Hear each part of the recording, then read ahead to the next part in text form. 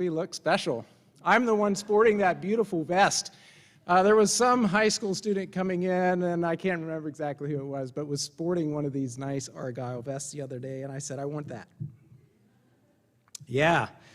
So what I'd like to do is introduce my family a little bit and have you identify which of these characters might be most like you.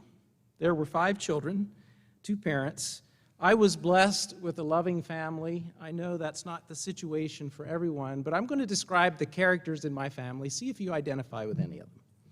So my dad, he's the guy with the tie. He was a pastor with an 8th grade education. He had to stop work on the farm. He had to stop school after 8th grade, work on the farm.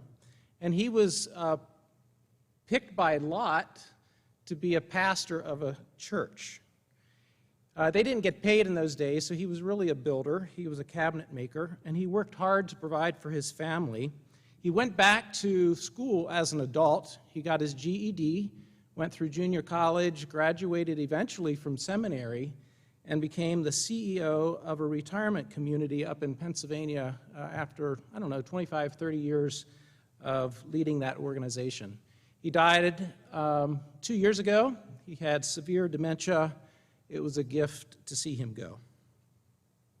My mom is the one sporting the white, well, you can probably figure out, the oldest lady there. She was a cook at what was a Virginia Mennonite home, I think is what it's called. It was over in the corner across the street for many years. She, when we moved to Pennsylvania, was also a cook up there. She is currently healthy, 89 years old. She can probably outwalk me. That's my mom. An embarrassing moment was when I was in 7th grade. We had parent-teacher conference day. I came back the day after parent conference day, and I was embarrassed to no end. My teacher announced to the whole class, there's no one who looked as much like their mom as me. And for a boy in 7th grade, that's not what you wanted to hear. But right now, I'd be proud to carry her looks when I'm 89. Jay is my oldest brother. He's the one with the strongest mustache in the back row there. He has kind of a tan blazer on. He was the firstborn. He naturally followed those inclinations. He was an achiever. He was focused. He was disciplined. He was our cross-country runner of the family. Now he has turned into pedal biker of the family, can ride 100 miles in a day, and probably the most physically fit. He works for Priority Property Management, maintaining apartment complexes. My next brother is the one wearing the white turtleneck sweater on the front row. His name is Carl. I think Jay was probably about 19 or 20 in this picture, first year in college. Carl was probably a senior here. He carried the nickname Moose because he was pretty big. But Carl was kind of the second-born free spirit in the family. He set out to create his own identity. He pushed boundaries, and often it was Carl who was sitting in my dad's office, and they were having a father-son chat. Carl currently works as a tax consultant and business consultant. When Carl was growing up, the question that I think he asked himself is, what could I do, or what can I get away with? And that's a little bit of where he probably pushed a lot of the rules and boundaries in life. My next brother, Steve, is who I'm going to spend most of my time talking about. He was a junior in this picture, I think. He also attended Eastern Mennonite School. I was too young to ever attend here when our family moved, but I would consider Steve my big brother. He probably pulled the short straw. You can see there's 5 kids in the family. We had to work hard to make ends meet. We didn't have much money in those days, and we had to share bedrooms, naturally, and Steve was the one who had to share the bedroom with me. So I grew up knowing which side of the bed was mine. It was usually the little sliver about 1 foot wide. on the side because Steve wanted the majority of the bed. Why not? Steve was the one who would play ball with me, taught me how to play baseball, basketball. He would advise me. He would punish me if I got out of line. He taught me to save money. He taught me to watch my tongue. He was, I would say, also the creative one in our family. He was the lefty in terms of writing. Some of the information here around, he painted or drew this in high school here at EMS. He played soccer. This is EMHS E. He was the editor of the yearbook. Creative in sort in that half of the yearbook was upside down, the other half right side up in 1975. So Steve was kind of my big brother who I looked up to. And I would say, while Carl asked, what could I do? Steve would ask, what should I do? What should I do to be a good reflection or a good example for other people? And then my sister, Naomi. Naomi was 15 in here. She was my nemesis. We fought, scratched, clawed, did not get along. Eventually, she matured and grew up. And now she's a church office manager. She's a grandmother. She's the power of attorney for my mom. We get along great. Ever since she got her driver's license, we started to get along pretty well. And then you see me sporting the nice vest. Working hard to grow into my teeth, if you look closely at that picture. I think I was probably about 10 or 11 at that time. But you know, I was blessed by people to look up to and emulate, and I learned in my Christian family that really my go-to person was Jesus. That if I was questioning how should I be or act or who did I want to come to become like, it was simply looking no further than what was Jesus like in his life. And like all young people, I had a lot of people around me, and I was watching, who do I want to become?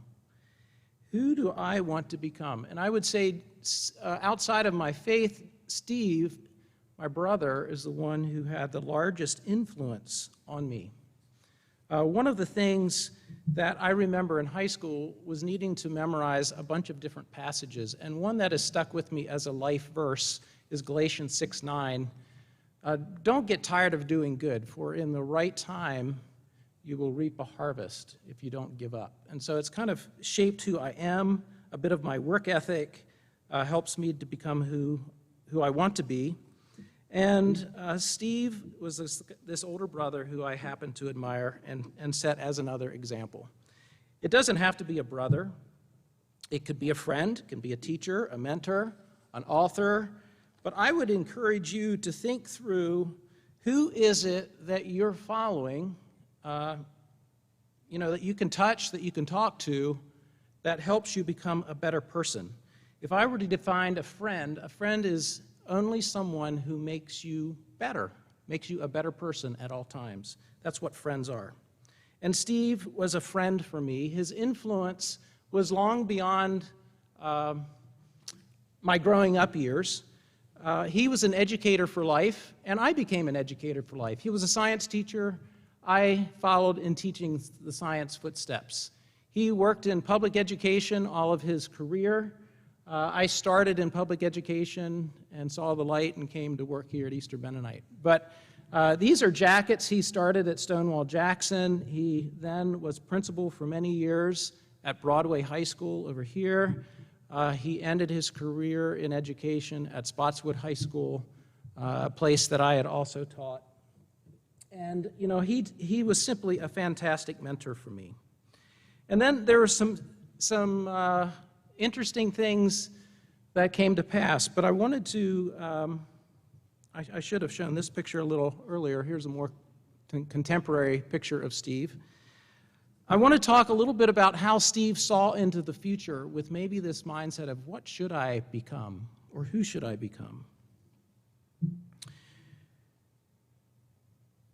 And this is a picture of him with his grandchildren whom he adored and tried to spend every time that he could with them. But he did something else that I only learned after his death. And lo and behold, I discovered this was true for me. He also had a love for cars. When I was little, he got this car when I was probably about the age in that previous picture. And I remember him inviting me to help him install new carpet in the car to kind of refurbish that. He still owns that car, a 1969 Nova. Oh, and I had to throw in a picture of my new grandchild of, living into the future. This is our peace out buddy, Amari Samuel Leaman, who was just born a week ago. So anyway, keep getting these cute pictures. So, as I'm continuing to form my identity, I think of who and how do I want to impact the future. Well, here's my driver's license. It has all kinds of things on it. I won't go through the detail, but you can see maybe my thumb in the lower left corner. And right next to that, under my signature, there's a heart that says organ donor. And I think Steve is probably one who influenced me to choose to be an organ donor. And I encourage you, as you get your driver's license, to check the little box that says, would I like to be an organ donor? My brother Steve checked that box. He was bicycle riding with my oldest brother Jay back on April 5th. And I still remember getting this phone call and walking out to the sunroom as I heard my brother Jay talking to me in distress, simply saying, please pray. Steve's on the way to the hospital. We were biking. He started out strong. Steve even made the comment, I don't quite get it. I can start out strong riding bike, but then I tucker out. And they were riding a long incline back here towards Singer's Glen, and my brother Jay, who has ridden a lot of miles, was in the lead and eventually turned around and saw Steve wasn't there. So he turned around and went back and found Steve collapsed along the side of the road. Did CPR until the ambulance got there, but Steve never responded. So we don't know. It was right at the beginning of COVID exactly why he died or what he died of. We attribute it probably to a massive heart attack. But Steve lived right, and he lived for the future. And he had ticked this organ donor box. So we have learned since, and this was back in August, that his body has gifted 67 different people with life. And so his life continues to give on even after he has died. So they took tendons and ligaments of Steve. He was healthy, other than whatever caused him to die suddenly. And 4 people in California, Texas, New York, and Korea have benefited from his tendons and ligaments that are often used for ACL repairs, which many athletes get, and allow people to kind of get their knees restored to full health. They also took some of his bone. I was told they took some of his ribs. They may have taken some other of his leg bones, and they demineralized this bone by taking the calcium out of it, but being able to infuse that with the patient's blood allows severe bone injuries to reheal. And 17 different people received distributions of Steve's demineralized bone. They also took some of his skin for use in grafts. And again, they decellularize the dermis and prepare that in a way that it doesn't cause a reaction for the new recipient. And it's often used in serious burn patients and breast reconstruction, and it simply helps our skin regrow and regenerate quickly. And he's helped 5 people in Colorado and Kentucky. It's invaluable for people who have had a significant brain injury or disease, and it can also sometimes be used in eye surgeries. So the thing that no one planned for except for Steve had thought ahead about the future. If and ever I should die prematurely, my body I still want it to be used for good of other people. And I thought that's pretty cool.